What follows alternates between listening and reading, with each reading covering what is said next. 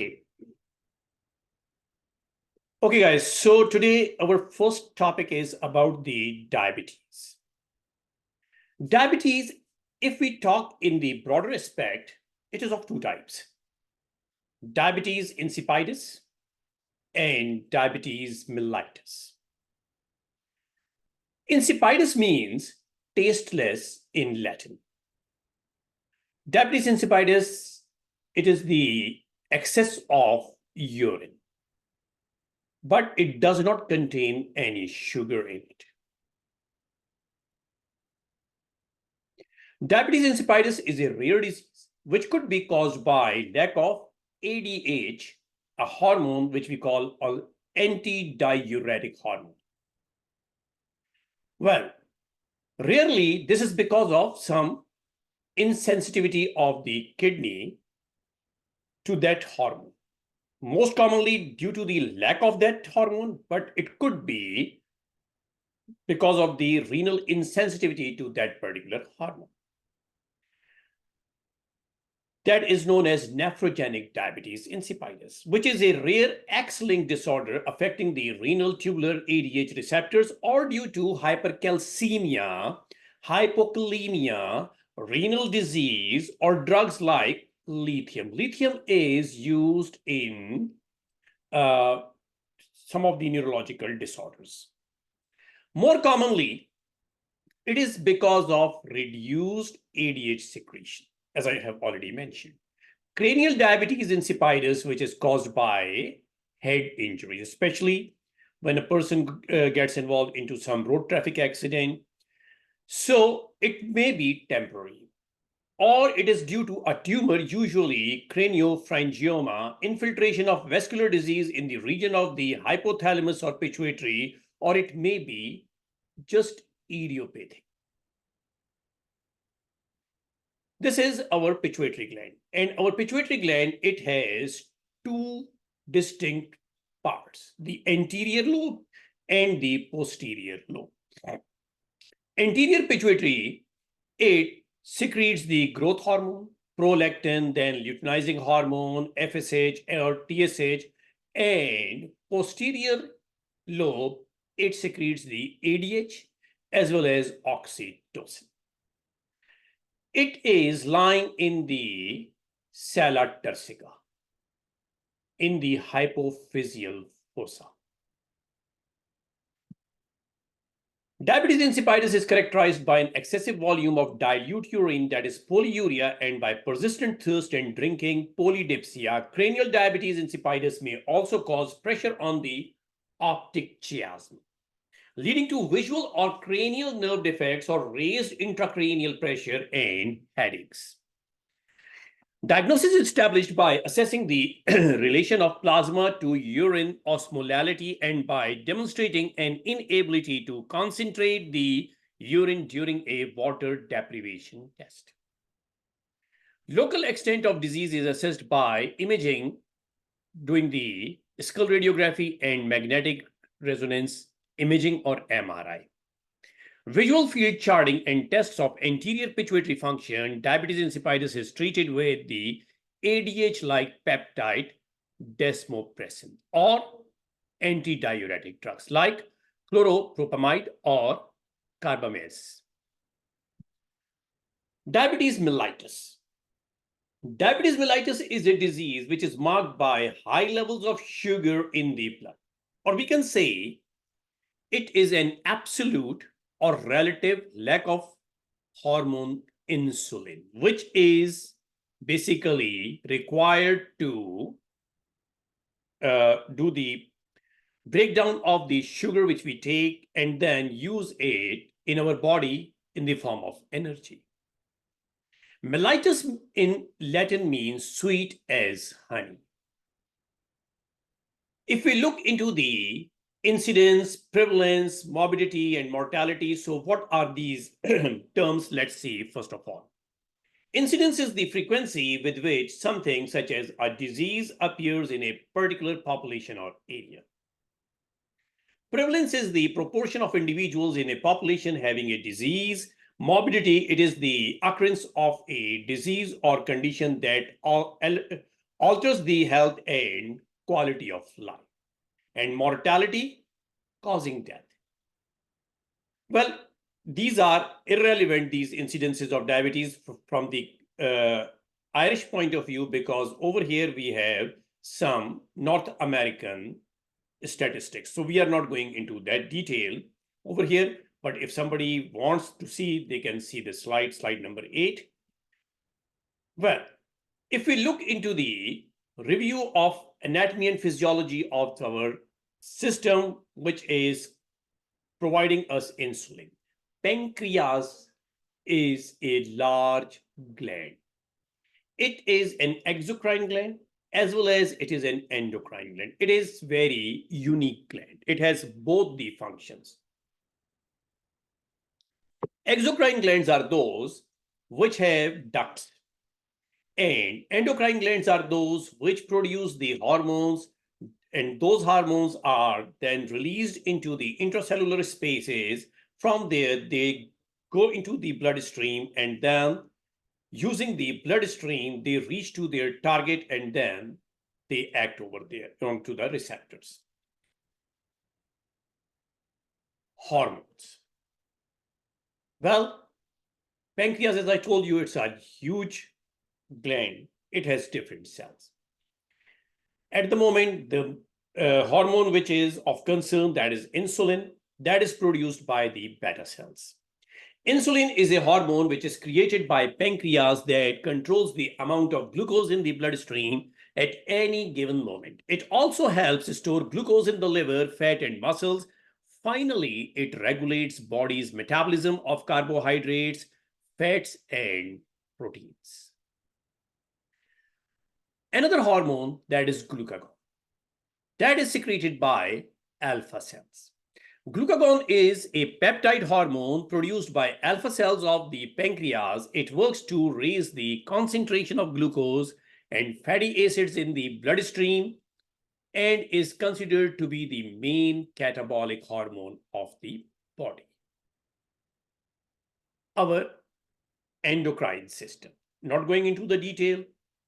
If any other question we will see on any of other endocrine glands or endocrine hormones, then we will discuss that in a separate lecture. Pancreas is a triangular gland which has both exocrine and endocrine cells located behind the stomach. It has a strategic location. acinar cells, they produce an enzyme-rich juice which is used for digestion, and that is its exocrine product. Pancreatic islets, which we also call islets of Langerhans, they produce hormones involved in regulating the fuel storage and its use. Pancreas is an elongated, tapered gland that is located behind the stomach and secretes the digestive enzymes as well as hormone like insulin and glucagon. Pancreas secretes insulin and glucagon directly into the bloodstream. It also secretes digestive enzymes into the pancreatic duct, which joins the common bile duct from the liver and drains into the small intestine. Glucagon, which is a production of the alpha cells. Glucagon is produced in the alpha cells and is released when the glucose level in the blood is low. The liver then converts the stored glycogen into glucose and release it into the bloodstream, especially when you are deprived of the food or when you you sleep the whole night and you wake up and then some sugar would be required, some energy would be required at that time, then glucagon is working, or if you are fasting. Beta cells that are going to make the insulin. Beta cells within the islets of Langerhans, they produce insulin, which is required to metabolize glucose in our body. Insulin is secreted in response to increased glucose levels in the blood. When you eat something, then within few minutes, insulin gets crazy. The surge of insulin is in abundance. and it reaches its peak within 60 minutes of having some food.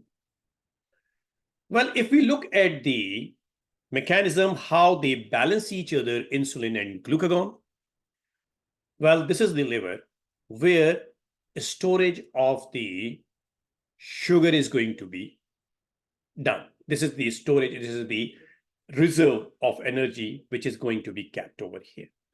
Well, in case if you need some sugar, then glucagon is going to work on it and it will release the sugar in the blood. When there will be adequate amount of sugar in our blood, then pancreas, they will be releasing the insulin. They will be secreting the insulin. Insulin will store the sugar again after breaking down it into the liver, the excessive amount. Rest will be taken to the body parts where the receptors and insulin, they will be working together and they will be consuming that to get the energy. We will go to that part. And again, glycogen will be converting it into the like for the storage into that part. The glucose is going to be converted into glycogen with the help of insulin.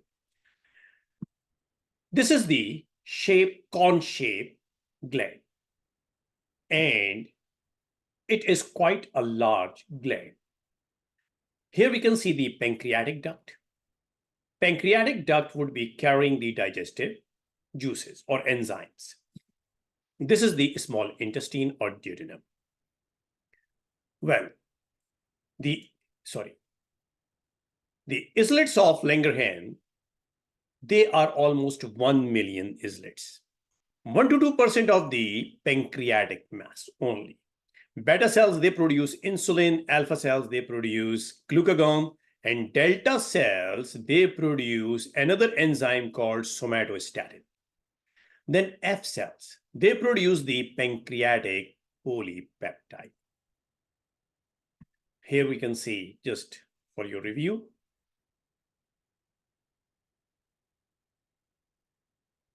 what happens when you take the food. Food is turned into the sugar, which we call glucose. Glucose is carried to the cells via the bloodstream, and glucose is required by all the cells for energy, including your brain and your heart. Though your brain size is quite small as compared to rest of your body, but brain needs a lot of amount of sugar as well as a lot of amount of oxygen. So what happens when your cells, they require the energy? This is the normal metabolism of glucose. For glucose to enter the cell should have adequate receptors. These are the receptors, and they are kind of locks. To open these locks, insulin will be required, which will open these locks, and then the glucose is going to enter the cell where the metabolism is going to occur. This is your blood vessel. Glucose is there. It is going into the interstitial fluid. From there, with the help of insulin, it is entering the cell. Normal metabolism of glucose. Normally, blood glucose is between 4 to 8 mmol per liter. They are higher after meals and usually lowest in the morning when you wake up. Fasting blood glucose of below 6 mmol is considered as normal. Some of the authors, they say even 5 is normal. Pancreas, they secrete 40 to 50 units of insulin daily in 2 steps.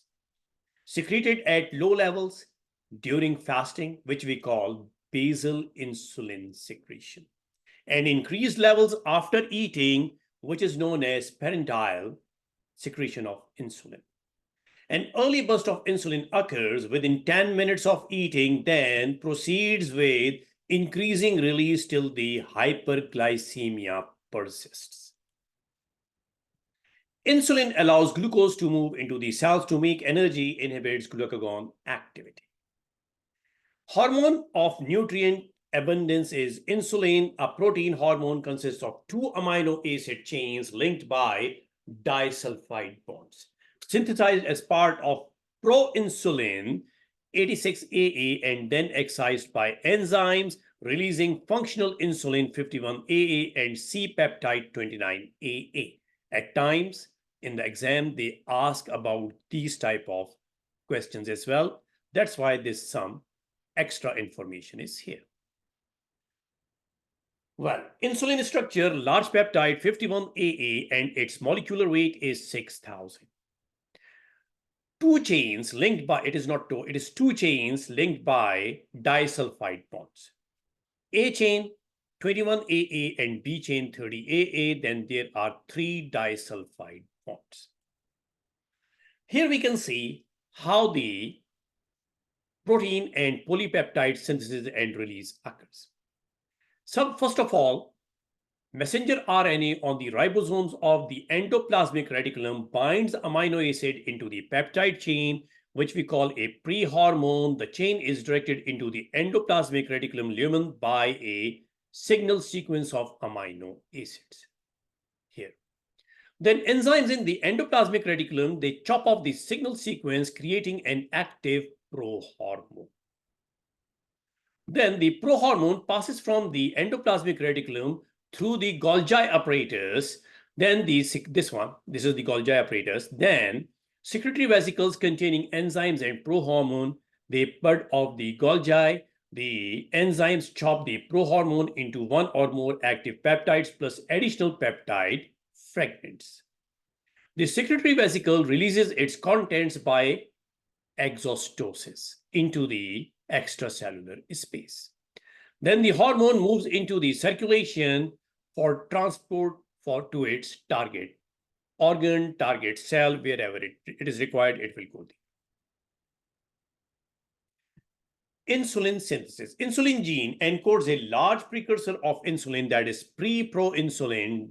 During translation, the signal peptide is cleaved, that is proinsulin. During the packaging in granules by Golgi, the proinsulin is cleaved into insulin and the C-peptide. I have just shown you the picture on the previous slide. So over here we can see insulin synthesis, DNA chromosome on the chromosome 11 in beta cells, messenger RNA, then pre-proinsulin signal peptide A chain, B chain, and peptide C, then proinsulin, and finally the insulin. Insulin synthesis is stimulated by glucose or feeding and decreased by fasting. We know threshold of glucose stimulated insulin secretion is 100 milligram per deciliter. Glucose rapidly increases the translation of the insulin mRNA and slowly increases the transcription of the insulin gene. Just the same thing which I told you in the form of a schematic diagram. Another one. Beta cells at rest, then how they release the insulin. That's it. Just for your revision, that these are the receptors and insulin is working just like a key to the lock. Then glucose is entering and cell is consuming it for the energy purpose. Action of insulin on carbohydrate, fat, and protein metabolism.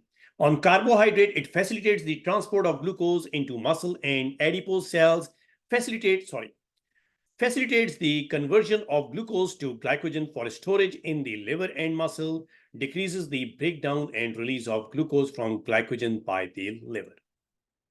On protein, it stimulates protein synthesis, inhibits protein breakdown, and diminishes the gluconeogenesis. On fat, it stimulates lipogenesis, the transport of triglycerides to adipose tissue, and inhibits lipolysis, prevents the excessive production of ketones or ketoacidosis. Major reasons for insulin secretion. When the secretion is increased, elevated blood glucose levels, increased fatty acids, then GI hormones, glucagon growth hormone, and cortisol, and insulin resistance. In case of insulin resistance, there will, like the cells, their receptors, they have insulin resistance, but the insulin will be present in excess in the body, though these cells are not responding due to insulin resistance. When the secretion is decreased, decreased blood glucose levels, and decreased food intake in case of fasting. Hyperglycemia. It is an excessive amount of glucose circulates in the blood plasma. Chronic levels exceeding 125 milligram per deciliter can produce organ damage. That's how insulin and glucagon, they keep the homeostasis, which we have already discussed. Just for your review, one more picture is over here. What goes wrong in diabetes? There is multitude of mechanisms depending upon the insulin or on the beta cells. Insulin, its regulation, its secretion, or uptake or breakdown, that is all having problem anywhere, right, during the whole process. Or beta cells, they are damaged. So, as we know that insulin is required for the opening of the locks of the receptors, it is not present. Type 1 diabetes. Type 1 diabetes develops if the body is unable to produce any insulin. And usually it occurs in the young ages. Previously, it was said that it may occur at the age, like below the age of 30. But modern researchers, they even confirmed some of the cases even after age 30 and up to the age of 40. It accounts for between 5 to 15% of all people with diabetes. Type 2 diabetes develops when the body can still make some insulin, but not enough, or when the insulin that is produced does not work properly. That is due to the insulin resistance. In most cases, this is linked with being overweight. As we say that diabetes is the mother of diseases, we must say that obesity is the grandmother of diseases. This type of diabetes usually appears in people over the age of 40. However, recently, more children are being diagnosed with the condition due to couch potato syndrome. They do not want to go out and play. Computer games, cell phone games, etc., etc. Type 2 diabetes is the most common of the two main types and accounts for between 85 to 95% of all people with diabetes.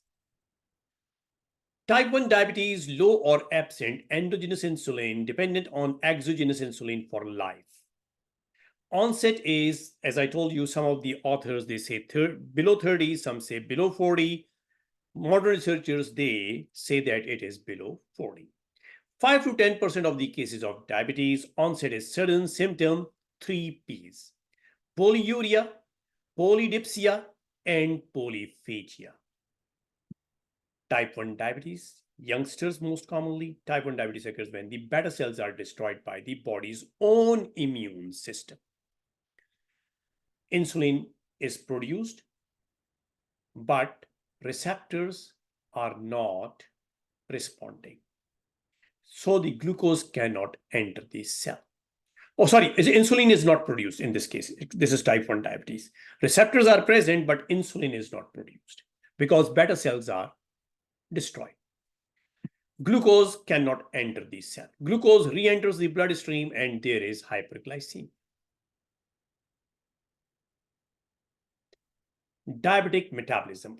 Insulin deficiency and glucagon excess, what it can do? Decreased cellular glucose uptake and will lead to hyperglycemia, glucosuria, osmotic diuresis, and electrolyte depletion. Increased protein catabolism, then what is going to happen? Increased plasma amino acids, nitrogen loss in urine, which will lead to hyperglycemia, again glycosuria, osmotic diuresis, and electrolyte depletion. Increased lipolysis. There will be increased plasma free fatty acids, ketogenesis, ketouria, and ketonemia. All of these, it leads to dehydration, acidosis, may lead to coma or even death. Metabolic defects in type 1 diabetes, hyperglycemia and ketoacidosis, then hypertriacylglyceridemia. Type 2 diabetes, insulin levels may be normal, elevated, or depressed, characterized by insulin resistance, diminished tissue sensitivity to insulin, and impaired beta cell function, delayed or inadequate insulin release, often occurs less than 40 years of age, like more than 40 years of age. Often, type 2 diabetes often occurs more than 40 years of age. In type 2 diabetes, the insulin is present, but the receptors either they are defective or they are not responding. There is insulin resistance. So glucose is not going to enter the cell to provide the energy, and there will be hyperglycemia. Insulin receptors. The main action of the insulin receptor is to signal the cell to absorb glucose. A decrease in insulin receptor signaling leads to type 2 diabetes mellitus. Thus, the cells are not able to take up glucose, leading to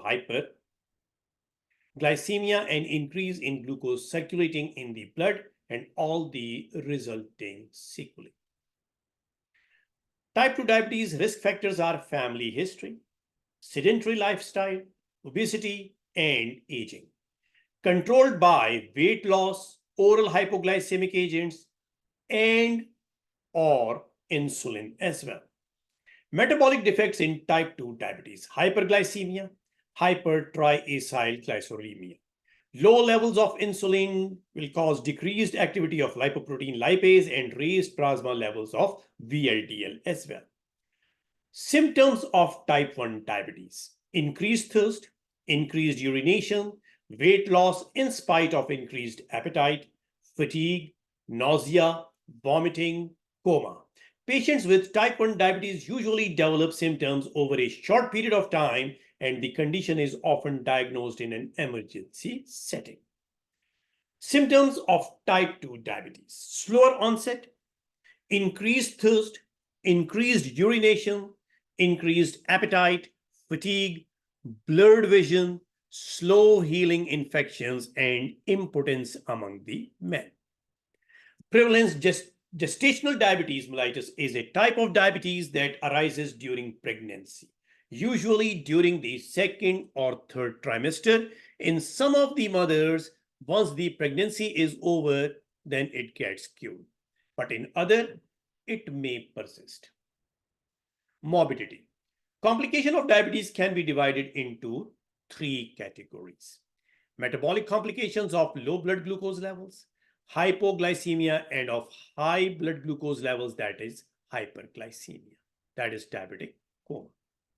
Morbidity: damage to small vessels, that is microvascular damage, leading in turn to damage of retina, which we say retinopathy, diabetic retinopathy. Then to the kidneys, which we call diabetic nephropathy, and damage to the nerves, that is diabetic neuropathy. Then damage to the larger arteries, macrovascular, leading to damage of brain, leading to stroke. Heart, leading to coronary heart disease, and legs and feet, leading to peripheral vascular disease. Even the damage to the larger arteries also causes more chances of having periodontal diseases as well. Mortality. Deaths due to diabetes, well, it is again the figure from the United States, so irrelevant from the Irish point of view. This is likely to be a huge underestimate of the actual number of deaths caused by the diabetes. The reason is maybe the cause of death is written as the myocardial infarction or the cerebrovascular disease, but in actuality, those diseases were caused because of the diabetes. Making sense, yes or no?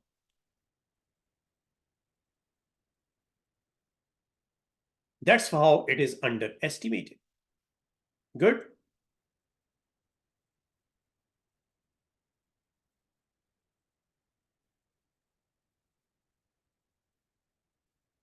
Risk factors which predispose to diabetes: a parent, brother or sister with diabetes, obesity, age greater than 45 years, some ethnic groups. Gestational diabetes or delivering a baby weighing more than 9 pounds, high blood pressure, high blood cholesterol level, not getting adequate exercise. Diagnostics, fasting plasma glucose tolerance test. We tell our patient not to eat for 8 to 12 hours prior to the test.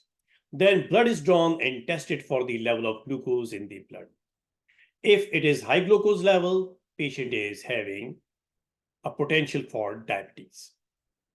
Then they are given the oral glucose and then they asked to sit for a while, and then we take the blood again and check if the glucose level is high, patient is again have a potential for the diabetes. As I told you, as the time passes, the maximum amount will be at 1 hour. Another very reliable test, and usually a question is being asked that which one is the most reliable test for diabetes, that is testing the glycosylated hemoglobin or HbA1c. HbA1c is a test that measures the amount of glycated hemoglobin in your blood. Glycated hemoglobin is a substance in red blood cells that is formed when blood sugar it gets attached to the hemoglobin. HbA1c. When the hemoglobin it gets glucose with it, it becomes glycohemoglobin. Low HbA1c, high HbA1c. That's how the test is being performed. Like there are various ways of performing it. One of this is then the urine analysis to check the glycosuria and ketone bodies. Urine analysis, which is also known as Benedict's test, detection of urinary glucosuria, that is first line screening test for diabetes mellitus. Normally, glucose does not appear in urine until the plasma glucose rises above 160 to 180 milligram per deciliter. In certain individuals, due to low renal threshold, glucose may be present despite normal blood glucose level. That is why it is not that reliable test. Conversely, renal threshold increases with age, so many diabetics may not have glycosuria despite high blood sugar levels. Again, not a very reliable test. Detection of glucosuria, a specific and convenient method to detect glucosuria is the paper strip impregnated with glucose oxidase and a chromogen system, clinicistics, diastics, which is sensitive to as little as 0.1% glucose in the urine. Diastics can be directly applied to the urinary stream, and differing color response of the indicator strip reflect glucose concentration. Benedict's and Falling's test can also detect the glucosuria. Ketonuria. Qualitative detection of ketone bodies can be accomplished by nitroprusside test, ACE test, or ketosticks, Protearea's test, etc., etc. These tests do not detect beta-hydroxy butyric acid, which lacks a ketone group. Ketone bodies may be present in a normal subject as a result of simple prolonged fasting. Microalbuminuria. It may be defined as an albumin excretion rate intermediate between normality, that is 2.5 to 25 milligram per day, and macroalbuminuria, that is 250 milligram per day. The small increase in urinary albumin excretion is not detected by simple albumin stick test and requires confirmation by careful quantization in a 24-hour urine specimen. Question could be asked that which test is reliable for detecting albumin in the urine? That is your 24-hour test by quantization in that. The importance of microalbuminuria in the diabetic patient is that it is a signal of early reversible renal damage. Performing an albumin to creatinine ratio is probably easiest.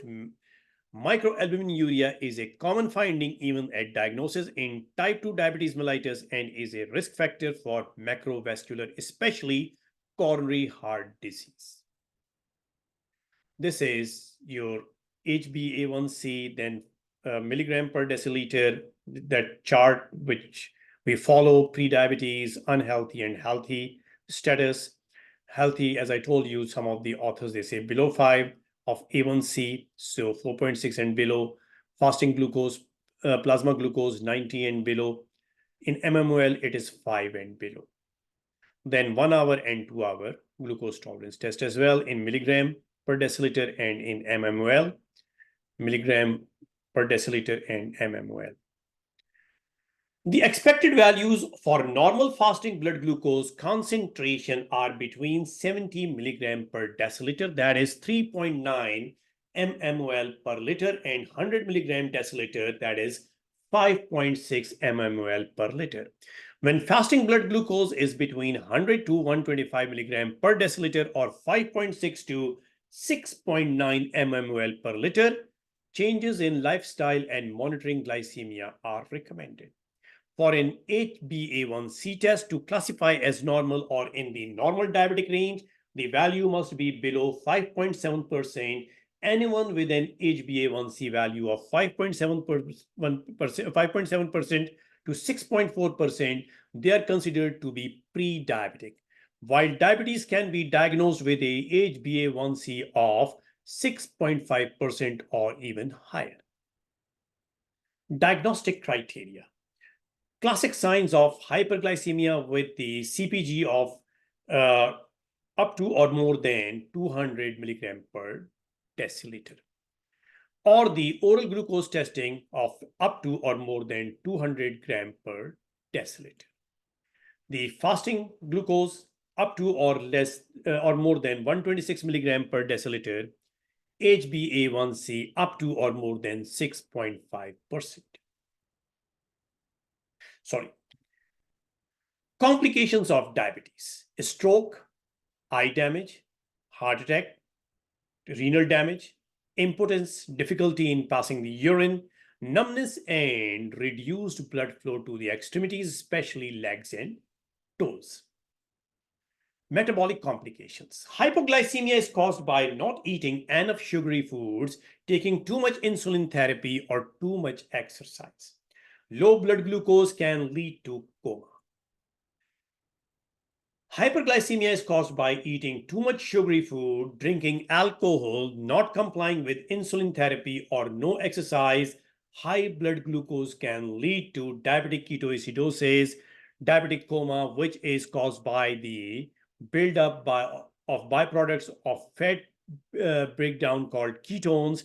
This occurs when glucose is not available as a fuel source for the body and fat is used instead. Symptoms of DKA: polyuria, frequent urination; polydipsia, frequent thirst, fatigue, nausea and vomiting, muscular stiffness or aching, mental stupor, decreased consciousness, may progress to coma; rapid breathing, fruity breath, tear drops, nail varnish smell, headache, low blood pressure, decreased appetite, and abdominal pain and cramps. Nervous and vascular complications. Complications of diabetes include damage to the nerves as well as to the blood vessels. Retinopathy, nephropathy, neuropathy. These are microvascular or small vessel complications. Diabetic retinopathy, this is the normal retina, and this is the retinopathy occurring. Hemorrhage, these are the aneurysms. Diabetes causes an excessive amount of glucose to remain in the bloodstream, which may cause damage to the blood vessels within the eye. The damaged vessels may leak blood and fluid into the surrounding tissues and cause vision problems. Nephropathy, the kidney becomes damaged and more protein than normal collects in the urine. Over time, the kidney's ability to function starts to decline, which may eventually lead to chronic kidney failure. Diabetic neuropathy, diabetes can damage the nerves. This generally begins as loss of sensation in the toes and maybe in extreme cases in the fingers as well. Macrovascular large vessel complications due to high blood glucose levels and damage to vessel, stroke, cardiovascular disease, and peripheral vascular disease. Diabetic disease, the diabetic foot disease, combination of neuropathy and vascular disease, which may be severe enough to cause tissue damage in the legs and feet. Diabetic foot disease is the number one reason for the amputation. This is normal. This is diabetic risk. Diabetes and common oral health problems, periodontal problems, gum abscesses, tooth decay, fungal infections like thrush or candidiasis, lichen planus, mouth ulcers, taste disturbances, dysgeusia, dry mouth, burning mouth due to low saliva levels. Treatment of diabetes, treatment objectives are reduction of hyperglycemia to alleviate presenting symptoms, prevention of hypoglycemia and other acute complications, maintenance of near normal blood glucose levels to minimize microvascular complications, reduction of other cardiovascular risk factors like smoking, exercise, hypertension, and lipids. Individuals should be educated about the importance of good long-term diabetic control. They should have a thorough knowledge of the disease and may wish to warn others that they have it. All diabetics should carry a card including the diagnosis, treatment schedule, and physician in charge, and should be encouraged to wear a medic alert type device. Management of type 1 diabetes, basic treatment of type 1 diabetes, a subcutaneous insulin, the amount being balanced against food intake and daily activities and monitored via home blood glucose testing. Insulin cannot be taken orally but must be given via injection subcutaneously, either in the abdominal wall, buttocks, thighs, or upper arms using a syringe or pen device or maybe an insulin pump. An artificial pancreas, which we call a closed loop system that monitors blood glucose levels to adjust the insulin being administered by a pump, is being developed. There are three groups of insulin: animal, human. Actually, it is synthetic, which we call human, and analogs. Well, different types of insulins and their peak activity and approximate duration of activity. We are not going into that detail because we do not have any questions like that, but this will be available like if in your recording. You can pause and you can go through it if you really want to mug these things. Type 2 diabetes. The goals of glycemia controlling therapy for type 2 diabetes are similar to those in type 1 diabetes, whereas glycemic control tends to dominate the management of type 1 diabetes. The care of individuals with type 2 diabetes must also include attention to the treatment of conditions associated with type 2 diabetes. For example, obesity, hypertension, then dyslipidemia, cardiovascular disease, and detection and management of diabetes-related complications. Reduction in cardiovascular risk is of paramount importance because this is the leading cause of death in these individuals. Type 2 diabetes management should begin with lifestyle modification, very important, including diet control, weight loss, and reduction of risk factors for cardiovascular disease, including smoking, alcohol intake, etc., etc. An exercise regimen to increase insulin sensitivity and promote weight loss should also be instituted. Pharmacological approaches to the management of type 2 diabetes include oral glucose lowering agents, insulin, and other agents that improve glucose control. Most physicians and patients prefer monotherapy with oral glucose lowering agents as the initial choice.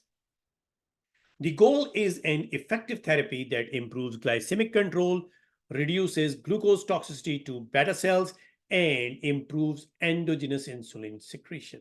Type 2 diabetes is a progressive disorder and ultimately requires multiple therapeutic agents and often insulin in most patients.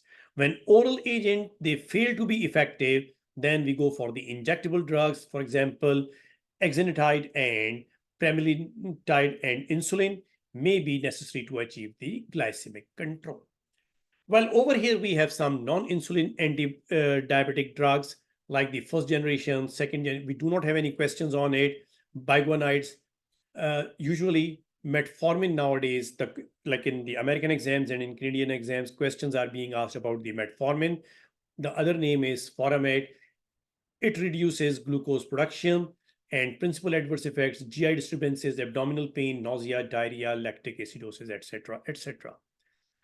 It does not have, good thing is it does not have any drug interaction. Usually question is also asked about that. Well, other drugs as well, again, we do not have any questions on this, and some of the drugs are not very commonly used, but still, if you want to see, you can pause the video and you can look into these. More drugs, combination drugs. Then the tissue site and the drug and what is its mechanism of action, where they affect. Again, we do not have these questions. Again, I'm just pointing out towards the metformin. It causes inhibition of glucose production, increase in the hepatic insulin sensitivity, and it affects the liver. Remember this thing. Key elements of a comprehensive management plan for patient with diabetes mellitus. First of all, lifestyle changes, healthy diet, then aerobic exercises, weight control, smoking cessation, stress reduction, etc., etc. Control of modifiable metabolic factors like glucose, lipids, blood pressure, aspirin prophylaxis in higher risk patients. That is 81 milligram of the acetylsalicylic acid per day. That is the dose for that, which we also call baby aspirin. Preventive care, regular medical screening examinations, regular screening for albuminuria, regular ophthalmologic examinations every 6 months. Should see the ophthalmologist. Not only the optometrist, actual qualified ophthalmologist. Regular podiatric examinations and self-examination as well. Chances would be developing diabetic foot. Regular dental checkups, 6 months to 3 months. 3 months in extreme cases, 6 months regular. Yearly influenza vaccinations and pneumococcus vaccination. So over here, we are done with our first lecture of the day.